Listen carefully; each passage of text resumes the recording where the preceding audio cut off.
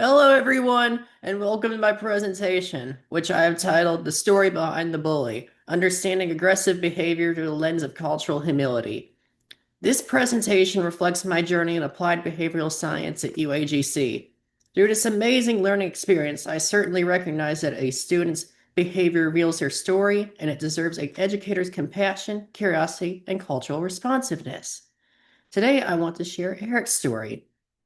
Eric is a young Chinese American student whose aggressive behavior has been perceived many times as disrespectful and defiant. However, educators can approach situations such as Eric's through the practice and application of cultural humility. Eric is a 15-year-old second-generation Chinese American student who is in foster care as his addicted parents lost custody of him. Eric has many challenges, which include a diagnosed reading, spelling, and conduct disorder. Eric's background is marked by a series of unfortunate and tragic events. This being said, his upbringing is characterized by poverty, instability, neglect, family trauma, and violence stemming from his parents' addiction. As educators, it is essential to recognize that Eric's aggressive behavior extends beyond a discipline issue. It is rather a combination of emotional and cultural communication, which is an obvious example of deep inner pain and a desire for belonging and stability. To gain a deeper understanding of Eric's aggressive behavior, we must view it through the lens of cultural humility.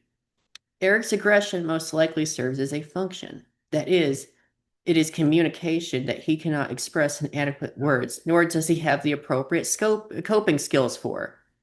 Authors Robinson et al. State that cultural humility has five foundational principles: reflection, respect, regard, relevance, and resiliency. These principles and tenets guide us to evaluate our own personal biases and assumptions and view each student with compassion, empathy, and open communication. In addition, the Ethics Code for Behavior Analysts, specifically Section 1.07, reinforces the importance of cultural responsiveness.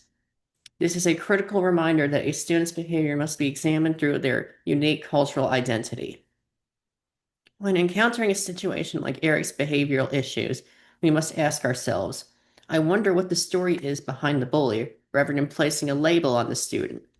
In this way, we are transitioning from labeling, judging, and blaming to investigative curiosity. This is where we can see the beginning of real behavioral change. The Functional Behavior Assessment, or FBA, is a crucial element for understanding what is behind Eric's aggressive behavior. According to Cooper et al., FBA detects the functions that behaviors serve, which can be attention-seeking, escaping a situation, or a cry that symptomizes unmet needs. An important part of the functional behavior assessment is trying to figure out the ABCs. In other words, the antecedent, which is the trigger, the behavior or action, in the consequence or outcome. This sequential model helps us to better understand what prompts Eric's aggressive outbursts, what the behaviors look like, and then what follows. Here's an example. When Eric is asked to read aloud in a group study class, he becomes aggressive and frustrated because he's trying to escape from being embarrassed. We can now address this sequence behavior with an intervention that replaces aggressive behaviors with more appropriate emotional coping strategies. Eric's aggressive behavior is also reinforced socially through attention he seeks from his peers. He exhibits negative social reinforcement, which when he escapes from embarrassing academic situations. Functional behavior assessments are utilized to develop compassionate and evidence-based strategies that guide and support Eric in replacing his aggressive actions with more pro-social ones. This measure and approach is more supportive and not a harsh punishment.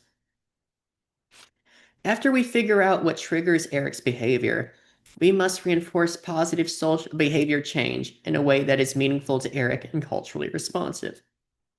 Reinforcement strategies should align and connect with Eric's interests and personal values. For example, Korean Taekwondo very much aligns with his cultural background and supports discipline, self-confidence, and perseverance in a way that is engaging, supportive, and where he feels a sense of community belonging. Art is also a creative and emotional outlet for him as well. According to Cooper et al., these reinforcement strategies must be consistent. As educators, we must work together to provide positive reinforcement for students like Eric whenever they display appropriate social and coping skills.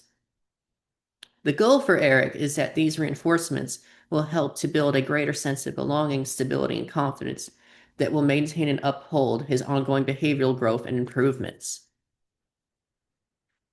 Now, as future educators, how do we move forward? First of all, we always need to remember to pause slowly before reacting to a student's behavior issues. For example, when Eric exhibits aggression, we must stop and ask ourselves, what is he really trying to say here? In other words, Eric has a story to share if we take the time, compassion, and empathy to listen to him.